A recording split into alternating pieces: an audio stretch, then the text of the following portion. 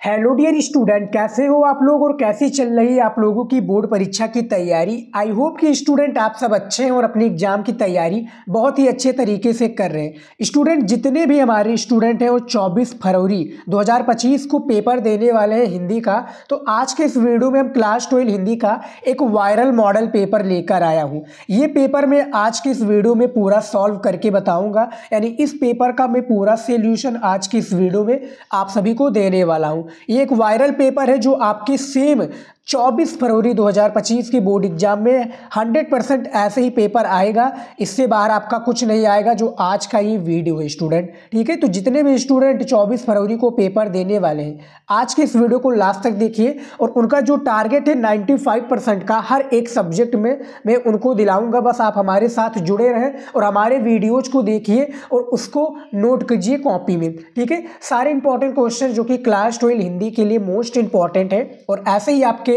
24 फरवरी को पेपर आएगा। तो यहाँ पर देखिए वायरल पेपर है क्लास 12 हिंदी का। पेपर कोड आप देख लीजिए, विश्वास नहीं पड़ता 190 AY आपका ये पेपर कोड है। ऐसे ही पेपर कोड आपको कॉपी में भी लिखना पड़ेगा। ठीक है, पूर्णांक आपका क्लास 12 हिंदी में 100 नंबर का पूर्णांक होता है। 3 घंटा 15 मिनट आपको दिया जाएगा।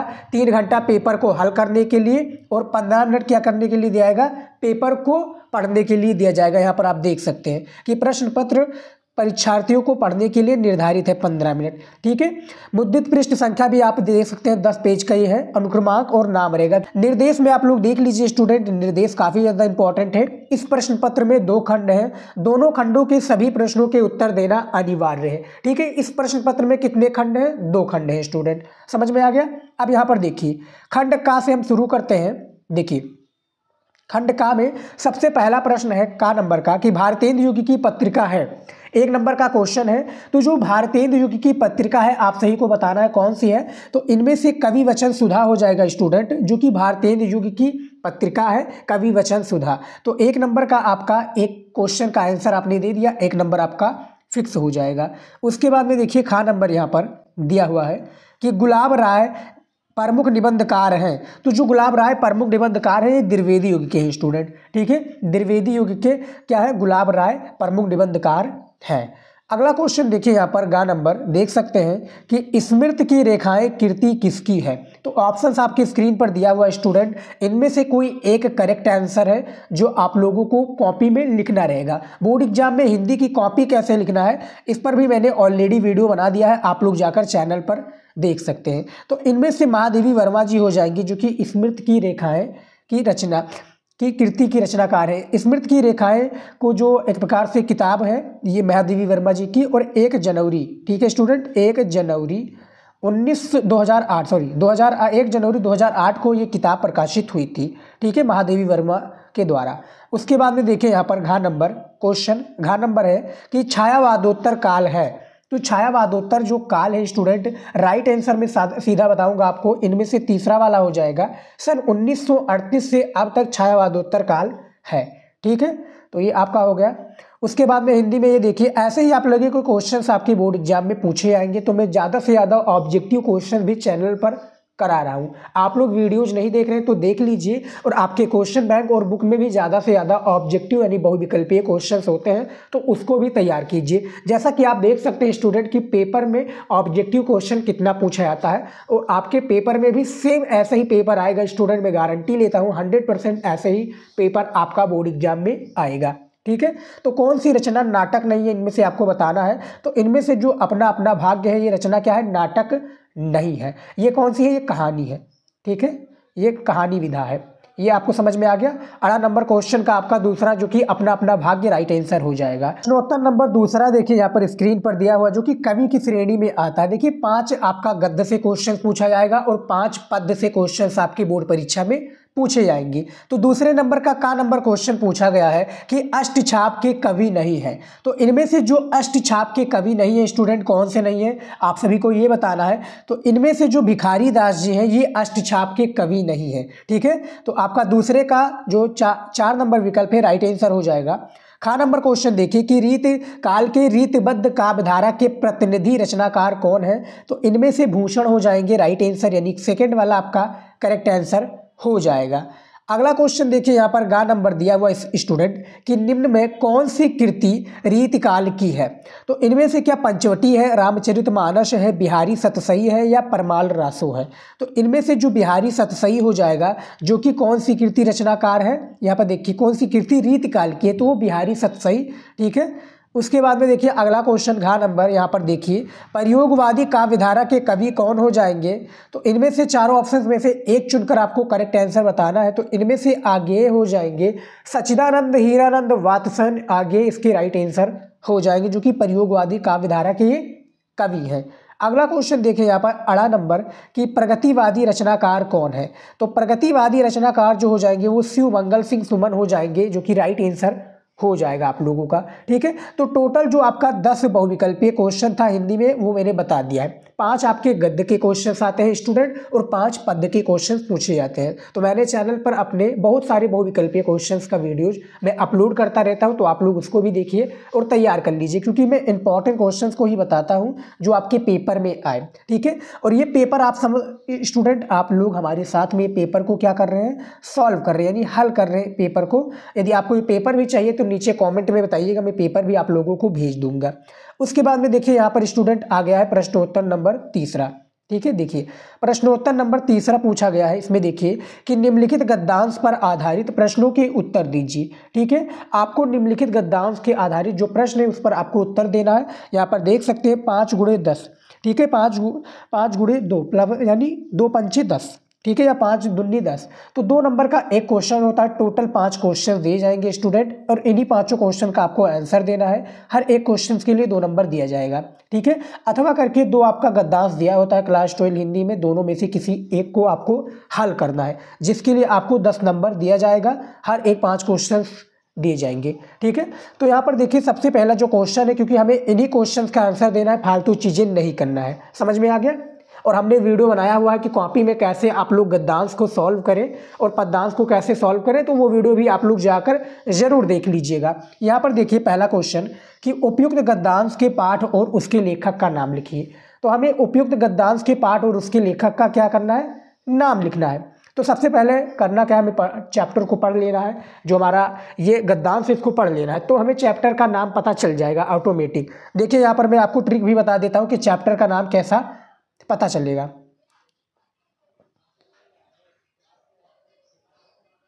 देखिए स्टूडेंट, इसमें जो है यहाँ पर देख सकते हैं अशोक वृक्ष लिखा है। ठीक है, अशोक, अब जब आपको नाम पता चल गया अशोक वृक्ष।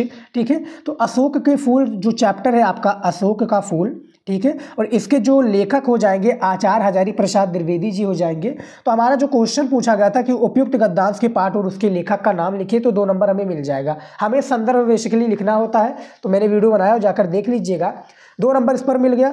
बाकी का जो आपका ये जैसे दिया हुआ कि रेखांकित अंश की व्याख्या कीजिए, तो यहाँ से लेकर यहाँ तक जो यहाँ लिखा है ना कि यहाँ से लेकर यहाँ तक खींचा हुआ लाइन, इसी की हमें व्याख्या करनी है। और इसका व्याख्या आचार्य हजारी प्रसाद द्विवेदी जी ने इसका अर्थ बताया है। जैसे यहाँ पर देखिए, असल पूजा अशोक की नहीं बल्कि उसके अधिष्ठता कंदर्प देवता की होती, इसे मदनोत्सव कहते थे। ठीक है, तो हमें इसी का पूरा व्याख्या करना है, जो कि आचार्य हजारी प्रसाद द्विवेदी जी ने किया हुआ है ऑलरेडी। बाकी के जो 3 क्वेश्चन है स्टूडेंट, यहाँ पर आप देख सकते हैं ये 3 क्वेश्चन, इसका आंसर आपको इसी गद्यांश में देखने को मिल जाएगा। मैंने काफ़ी बार आप सभी को सॉल्व कराया है, और मैं आप लोगों को जैसा कि मैंने बताया था इंपॉर्टेंट चीज़ें बताऊंगा। तो आपका जो चैप्टर है अशोक के फूल, इससे आप लोगों को 5 गद्यांश को तैयार कर लेना है, क्योंकि पेपर में आएगा स्टूडेंट, और आपका 10 नंबर कन्फर्म करके जाएगा। जैसा कि आप लोग अथवा वाला भी कर सकते हैं। मान लीजिए कि ऊपर वाला आपको नहीं आता है, चैप्टर का भी नाम नहीं पता है और उसको गद्यांश को भी सॉल्व करना ऊपर वाला नहीं आता, उसको समझ ही नहीं आता आपको गद्यांश, तो आप ये नीचे वाला भी कर सकते हैं। नीचे वाले करिए या ऊपर वाला करिए गद्यांश, आपको मिलना 10 नंबर तय है। ठीक है, 10 नंबर फ्री में कैसे आप लोग प्राप्त करेंगे, इस पर मैंने ऑलरेडी वीडियो चैनल पर बनाया हुआ है स्टूडेंट। जाकर आप लोग हिंदी के जो प्लेलिस्ट है उसमें जाएंगे तो वो वीडियो मिल जाएगा। फिलहाल हम पेपर को सॉल्व करते हैं, और आप लोग भी पेपर को सॉल्व कीजिए। ये किस चैप्टर से लिया गया है, देखिए 2 क्वेश्चन स्टूडेंट हर एक गद्यांश में और पद्यांश में कंपलसरी आपको मिल जाएंगे। एक आपको चैप्टर का नाम, उसके लेखक का नाम बताना रहेगा, और दूसरा रेखांकित अंश की व्याख्या, यानी यहाँ से लेकर जो यहाँ तक खींचा हुआ है रेखा की जो कुछ भी हम इस संसार में देखते हैं वो ऊर्जा का ही क्या है, स्वरूप है, तो इसका जो व्याख्या करना है। तो हमें क्या बताना है कि उपयुक्त गद्यांश के पाठ और शीर्षक का नाम बताइए। तो आप लोगों ने हम और हमारा आदर्श चैप्टर के गद्यांश को पढ़ा होगा, तो आपको पता होगा डॉक्टर APJ अब्दुल कलाम इसके लेखक हैं और चैप्टर का नाम है हम और हमारा आदर्श। ठीक है, तो 2 नंबर जो है आप लोगों को यहाँ पर कंफर्म हो जाएगा स्टूडेंट, और इसके भी 5 गद्यांश को आपको तैयार कर लेना है, पेपर में आता है। ठीक है, बाद में पछताओगे नहीं तैयार करोगे तो। दूसरा क्वेश्चन है रेखांकित अंश की व्याख्या कीजिए। तो डॉक्टर APJ अब्दुल कलाम ने इसका व्याख्या किया, इसके बारे में आपको बताना है। ठीक है, और बाकी के जो 3 क्वेश्चन स्टूडेंट यहाँ पर आप देख सकते हैं, इन तीनों क्वेश्चन का आंसर आप लोगों को इसी गद्यांश में देखने को मिल जाएगा। तो वीडियो रोक कर भी आप लोग देख लीजिए, मैंने काफ़ी बार आप लोगों को सॉल्व करा है पेपर। ठीक है, और गद्यांश को सॉल्व करना सीखिए आप लोग, ये पेपर में दे दूंगा, आप लोग भी सॉल्व कीजिएगा। फिलहाल मैं जो पूरा पेपर को आपको सॉल्व करके बता देता हूँ कि कैसे आपको सॉल्व करना है। वायरल पेपर, इसमें इंपॉर्टेंट क्वेश्चंस दिए हुए सारे तैयार कर लीजिएगा, और 100 में से 100 जो का आपका जो टारगेट है 95% का, ठीक है, वो जरूर पूरा होगा आपका। ठीक है, अब हम देख लेते हैं चौथा नंबर क्वेश्चन। यहाँ पर देखिए, चौथा नंबर क्वेश्चन दिया हुआ है कि निम्नलिखित पद्यांशों पर आधारित प्रश्नों का उत्तर लिखिए। ठीक है, इसमें भी सेम प्रोसेस है, 10 नंबर आपको दिए जाएंगे पद्यांश पर, अथवा करके 2 इसमें दिए होते हैं, दोनों में से किसी एक पद्यांश को हल करना है, और इसमें भी 5 क्वेश्चंस दिए हुए स्क्रीन पर आप देख सकते हैं। ठीक है, इन्हीं 5 क्वेश्चंस का आंसर देना है। 2 नंबर आपको हर एक क्वेश्चंस पर दिया जाएगा। जैसे कौन तुम यहाँ पे देखिए, संस्कृति जल निधि तीर तरंगों से फेंकी मणि एक। ठीक है, इसके बारे में बताना है। तो हमें सबसे पहला जो क्वेश्चन है, क्योंकि क्वेश्चंस पर ही हमें बात करनी है, सबसे पहला क्वेश्चन है कि उपयुक्त पद्यांश का शीर्षक और कवि का क्या कीजिए, नाम लिखिए। तो भैया आप लोगों ने श्रद्धा मनु चैप्टर को पढ़ा ही होगा, इसके हर एक 5 गद्यांश को पढ़ लेना, पेपर में 100% आता है। जो कि इसके जो कवि हैं जयशंकर प्रसाद जी हैं। कौन है कवि भैया? जयशंकर प्रसाद जी इसके कवि है, श्रद्धा मनु के, और इससे आप लोगों के पेपर में काफ़ी पद्यांश देखने को मिल जाएंगी। बाकी का रेखांकित अंश की व्याख्या, जैसा कि मैंने बताया था, 2 क्वेश्चंस कंपलसरी होता है। ठीक है, तो मैंने पद्यांश को भी सॉल्व करने का तरीका बता दिया है, कॉपी में कैसे लिखना है वो वीडियो भी जरूर देख लीजिएगा। ठीक है, बाकी के जो 3 क्वेश्चन है इसका आंसर आप लोगों को इसी पद्यांश से जुड़े देना है। अथवा वाला भी आप कर सकते हैं, जैसे है कि हंसता है नंद खल, बहता कहता कुल कलकल कलकला। ठीक है, कलकल। ठीक है, देख देख नाचता हृदय, बहने का महाविफल विकल, इस मरोर से इसी शोर से संघन घोर गुर गहन रोर से। ठीक है, इसी का हमें पूरा बताना है, यानी इसका अर्थ बताना है, अर्थ नहीं बताना है, हमें क्वेश्चन का आंसर देना है। इसमें भी 5 क्वेश्चन दिए हुए हैं, यहाँ पर आप देख सकते हैं, और इन्हीं 5 क्वेश्चन का हमें आंसर देना है, फालतू चीज़ें नहीं करना है। हर एक क्वेश्चन के लिए 2 नंबर दिया जाएगा। तो इस चैप्टर का क्या नाम है स्टूडेंट? इसका नाम है बादल राग। क्या नाम है? बादल राग, और इसके जो कवि हैं सूर्यकांत त्रिपाठी निराला जी हैं। ठीक है, तो तैयार कर लीजिएगा। जितने भी मैं आपको चैप्टर का नाम बता दे रहा हूँ, आपको 5 से 6 गद्यांश और पद्यांश को तैयार कर लेना है हर एक चैप्टर से, क्योंकि पेपर में आएगा तो आपको 10 नंबर दिलाकर जाएगा। 10 नंबर बहुत बड़ा होता है। ठीक है, पेपर में आप लोग बैठे हो। ठीक है, ये समझ में आ गया। अब हम देख लेते हैं 5वां नंबर क्वेश्चन। यहाँ पर देखिए, स्क्रीन पर दिया हुआ है 5वां नंबर क्वेश्चन कि निम्नलिखित में से किसी एक लेखक का जीवन परिचय देते हुए उनकी साहित्यिक विशेषताओं पर प्रकाश डालिए।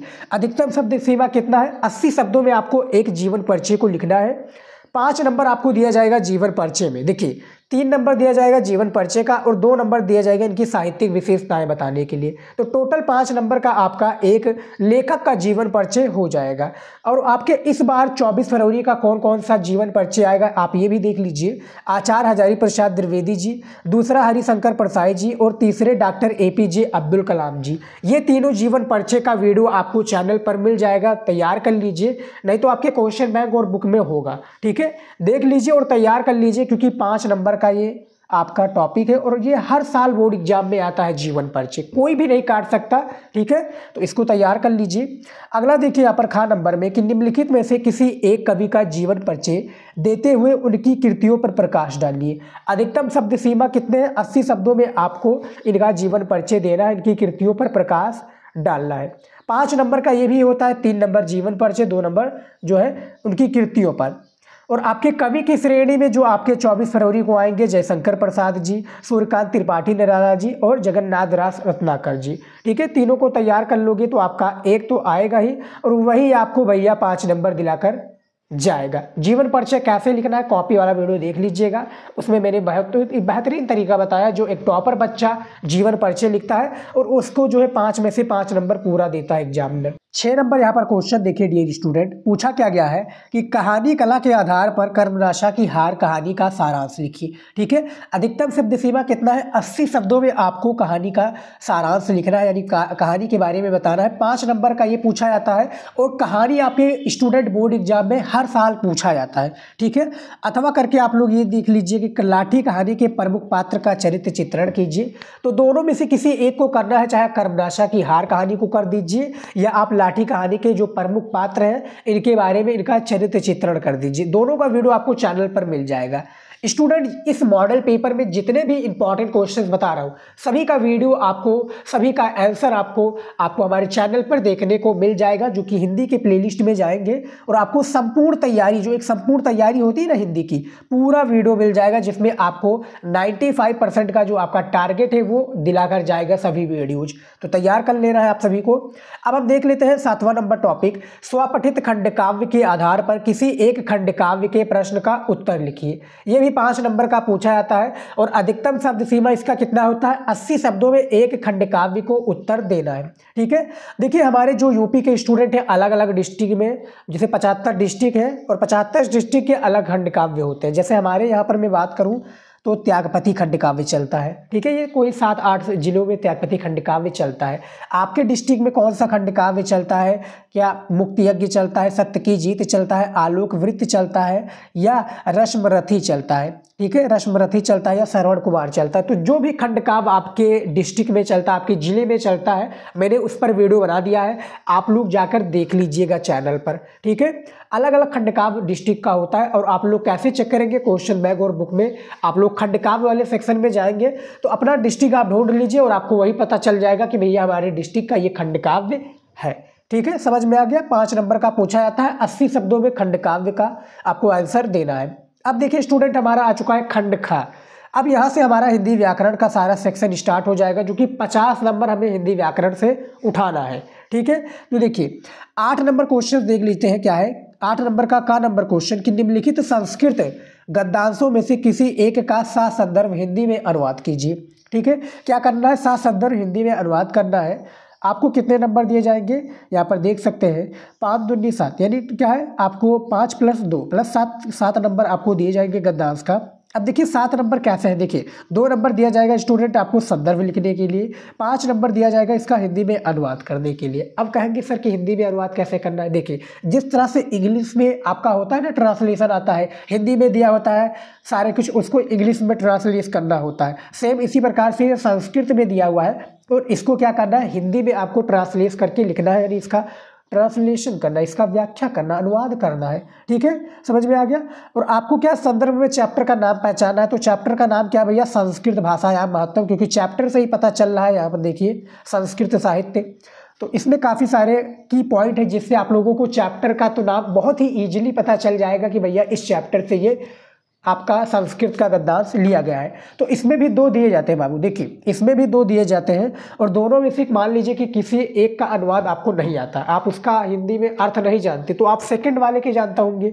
तो सेकंड वाले का जानते हैं, जैसे महामना मालवीय चैप्टर से लिया गया है।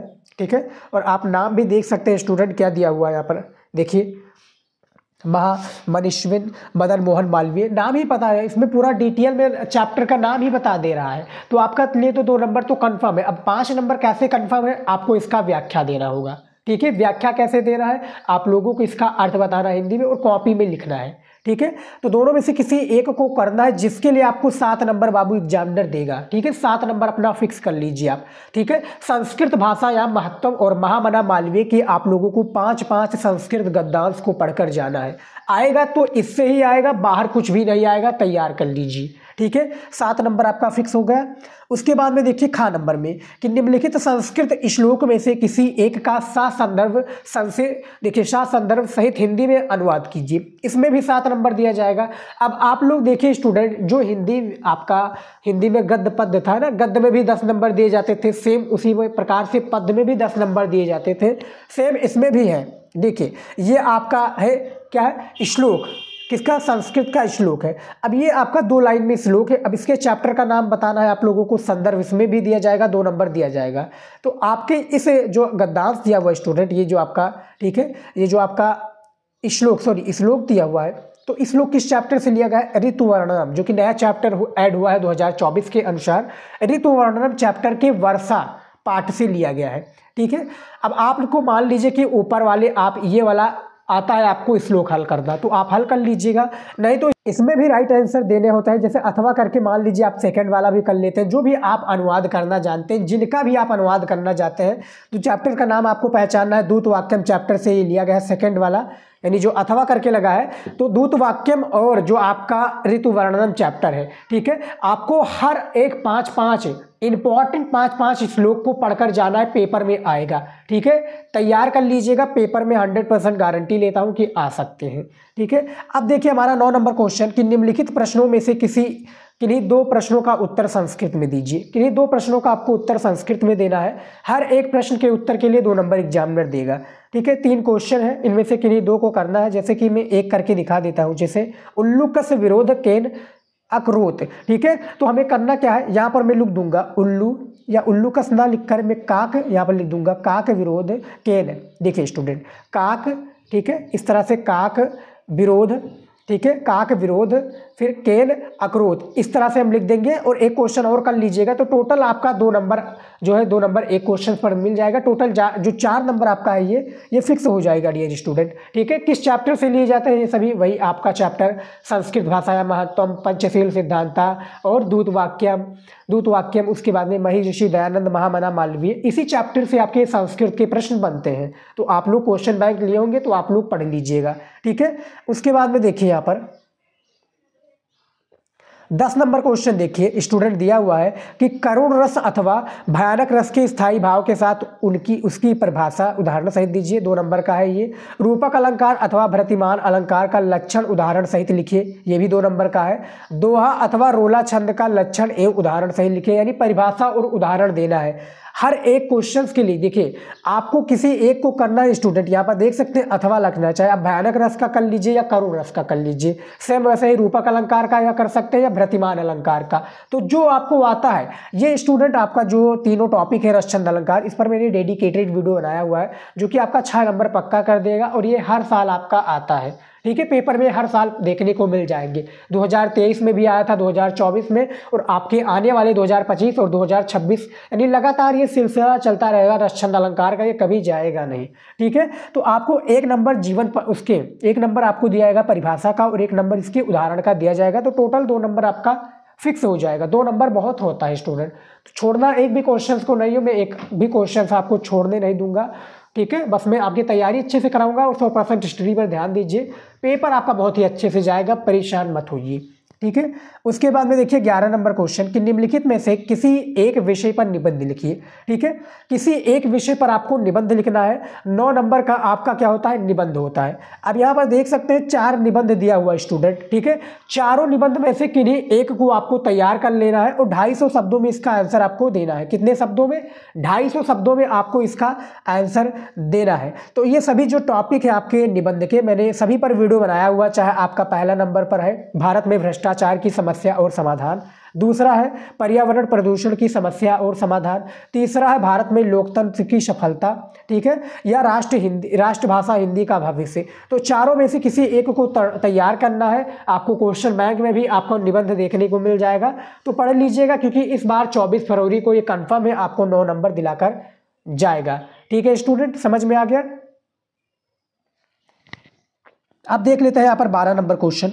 देखिए 12 नंबर का नंबर का पहला क्वेश्चन है, ठीक है। देखिए काफी कितना आ गया है, तच्चोर। देखिए तच्चोर का संधि विच्छेद क्या होगा, तो मैं राइट आंसर सीधा बताऊंगा। मैंने संधि विच्छेद आप सभी को बताया था, जो हमारा नेक्स्ट वीडियो था कि क्या क्या पढ़े हिंदी में, क्लास 12 हिंदी में क्या क्या पढ़कर जाना, तो वो वीडियो देखा होगा, तो उसमें मैंने सारी चीजें आप सभी को बताई हुई है। तो तच्चोर संधि का विच्छेद क्या हो जाएगा, तो इनमें से गा वाला हो जाएगा, तत् प्लस चोर हो जाएगा, तच्चोर का सही संधि विच्छेद। दूसरा है पोधन अका की संधि विच्छेद क्या हो जाएगा, तो इनमें से पावक हो जाएगा, खा वाला विकल्प राइट आंसर हो जाएगा। टोटल आपका 3 संधि पूछा जाता है बोर्ड एग्जाम में, जो कि 3 नंबर दिलाकर जाएगा। और ये किसके फॉर्म में होता है? बहुविकल्पी यानी ऑब्जेक्टिव क्वेश्चन में। राम से चलती में संधि कौन सा हो जाएगा? तो ये आपका विसर्ग संधि हो जाएगा, यानी तीसरे का आपका गा हो जाएगा राइट आंसर। ठीक है, अब हमारा आ चुका है समास। देखिए खा नंबर का पहला नंबर क्वेश्चन है कि नीलस्व में समास कौन सा हो जाएगा? तो नीलस्व में जो समास हो जाएगा स्टूडेंट वो कर्मधारय समास हो जाएगा। ठीक है, एक नंबर इसमें भी पक्का हो गया। और यशोचितम में समास कौन सा हो जाएगा? तो आपका अव्ययीभाव समास हो जाएगा। एक तरह के और समास पूछे जाते हैं, जैसे समास विग्रह करना होता है। आपका 3 क्वेश्चन दिए जाएंगे, तीनों में से किसी एक का विग्रह करके समास का नाम लिखना होगा। ठीक है, तब जाकर आपको 2 नंबर दिया जाएगा। तो वो वीडियो भी हमने आपको लिए बनाकर दे दिया है, आप लोग देखे होंगे। अगला देखिए 13 नंबर का नंबर क्वेश्चन कि भूत शब्द में प्रत्यय है। तो भूत शब्द में जो प्रत्यय स्टूडेंट वो कौन सा प्रत्यय है? वो आपका कथ हो जाएगा। 1 नंबर का क्वेश्चन था, ये भी मैंने बता दिया है। देखिए पठनीय में प्रत्यय कौन सा हो जाएगा? तो अन्यर हो जाएगा। ठीक है, 1 नंबर का ये भी क्वेश्चन है। तो प्रत्यय देखिए स्टूडेंट, प्रत्यय, समास, छंद, विभक्ति, ये पांचों टॉपिक पर मैंने वीडियो अपने चैनल पर बनाया हुआ है। आप लोग वीडियोज को देखिए, फॉलो कीजिए, उसको तैयार कर लीजिए। आपका एक भी नंबर नहीं कटने दूंगा स्टूडेंट, मैं गारंटी लेता हूँ एक भी नंबर नहीं कटेगा। बस आप लोग हमारे जो बताए गए वीडियोज को देखिए, उसको तैयार कीजिए, उसको याद कीजिए, आपका एक भी नंबर नहीं कटने दूंगा। पेपर बहुत ही अच्छे से मैं आप लोगों का दिलाऊंगा। ठीक है, इतना समझ में आ गया। तो पठनीय में जो प्रत्यय है वो अन्यर है। ठीक है, अब हमारा यहाँ पर देखिए स्टूडेंट खा नंबर क्वेश्चन, देखिए सॉरी, ये देखिए खा नंबर क्वेश्चन दिया हुआ है कि रेखांकित, ठीक है, ये देखिए रेखांकित पदों में से किसी एक पद में विभक्ति तथा संबंधित नियम का उल्लेख कीजिए। 2 नंबर दिया जाएगा। तो 3 दिए हुए हैं, तीनों में से किसी एक को आपको करना है और इसके क्या बताना है? विभक्ति को बताना है, इसका नियम यानी सूत्र को बताना है। जैसे रमा विद्यालय प्रतीयति, तो रमा क्या है? रमा भैया स्कूल जाती है। क्या जाती है? रमा स्कूल, देखिए स्कूल क्या है? जाती है। तो रमा स्कूल जाती है भैया, इतना आपको क्लियर हो गया, रमा स्कूल जाती है। अब इसमें कौन सी विभक्ति है? तो द्वितीय विभक्ति होगा। ठीक है, कौन सी? द्वितीय विभक्ति। इसका जो सूत्र यानी नियम हो जाएगा अभिता परता, ये आप लोगों ने सुना होगा, काफ़ी बार मैंने बताया है मॉडल पेपर में ही, अभिता परता समया निक्सा हा प्रतियोगी। ठीक है, तो ये आपका सूत्र हो जाएगा। तो 2 नंबर इसमें भी आपको क्लियर होगा जाएगा। उस पर भी मैंने जैसे कहा था, मैंने कहा कि 5 टॉपिक एक ही वीडियो में बनाया है। आप लोग सर्च करेंगे कि क्लास 12 हिंदी व्याकरण 5 important topic by Shivam study knowledge, आपको वीडियो मिल जाएगा। ठीक है, देख लीजिएगा। अब हमारा आ गया 14 नंबर क्वेश्चन, जो कि आखिरी क्वेश्चन है कि निम्नलिखित में से किसी एक पत्र का प्रारूप के साथ उदाहरण दीजिए। ठीक है, आपको 8 नंबर का पत्र लिखना होता है। यहाँ पर देखिए, अपनी प्रधानाचार्य को एक पत्र लिखिए जिसमें पुस्तकालय में कुछ और हिंदी पत्रिकाएं मंगाने के लिए निवेदन किया गया हो। अथवा करके है, आप ये वाला भी क्वेश्चंस का कर सकते हैं कि तेजस्विनी अपना मित्र है। क्या? तेजस्वी अपना क्या है? मित्र है, और उसने नेशनल स्तर पर ऊंची कूद में स्वर्ण पदक प्राप्त किया, यानी गोल्ड मेडल जीता है, प्राप्त कर देश का नाम रोशन किया है। उसे बधाई देते हुए एक पत्र लिखिए। ठीक है, तो दोनों में से किसी एक पत्र को लिखना है। पत्र कैसे लिखना है मैंने ऑलरेडी वीडियो बनाया हुआ है, जैसा कि मैंने बताया था स्टूडेंट। ये वीडियो को देखने के बाद में आप लोग प्लेलिस्ट में जाएंगे, हमारे चैनल पर प्लेलिस्ट वाले सेक्शन में जाएंगे, वहाँ पर आपको सारी चीज़ें बहुत ही ईजी तरीके से मिल जाएंगी। ठीक है स्टूडेंट,